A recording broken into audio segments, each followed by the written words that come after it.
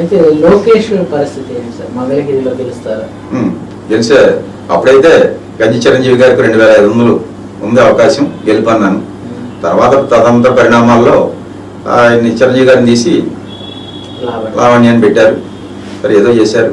ఏం చేసినా ఇప్పుడైతే నా ప్రిడిక్షన్ అయితే ఒక 2500, అదే 2500తో లోకేష్ గారు గెలుస్తారు అని నేను చెప్తాను. లోకేష్ ఇంతకు ముందు నేను మంగళగిరిలో 5000 మెజారిటీతో ఓడిపోయాను, ఈసారి ఒక 0 యాడ్ చేస్తాను, 50,000 మెజారిటీతో గెలుస్తానని చెప్పేసి గెలుస్తా అని అనుకోవడంలో కాన్ఫిడెన్స్ ఉండడంలో తప్పేం లేదండి.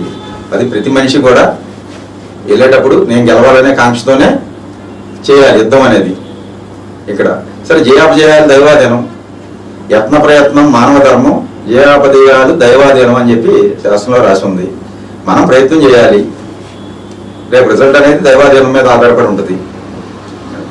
పురంధేశ్వరి విషయానికి వస్తే ఆవిడ గెలుస్తారంటారా? కష్టం అండి గెలవ.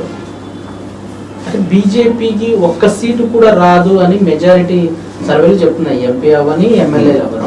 అది నిజమేనంటారా? అది మీ దృష్టి కొంతవరకు అవ్వచ్చేమో, కానీ అయితే నేను ఒక ఎడ్జిలో ఆదినారాయణ రెడ్డికి ఎడ్జ్ ఉండే అవకాశం ఉంది.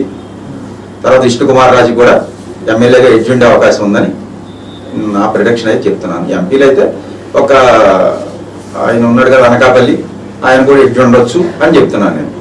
వస్తే సరే సర్వేలు అయితే రావని చెప్తున్నాయి. నాకున్న పరిజ్ఞానం జ్యోతిషపరంగా నా ఒక జ్యోతిష సర్వేగా నేను కూడా చెప్పేది ఏంటంటే ఎడ్జి ఇక్కడ ముగ్గురికి అవకాశాలు ఉంటాయి అని చెప్పి. పురంధేశ్వరి ఓడిపోతారని అంటున్నారు, మరి వైసీపీ క్యాండిడేట్ గెలుస్తారు, మెజారిటీ ఎంత వచ్చు చెప్తానండి. అది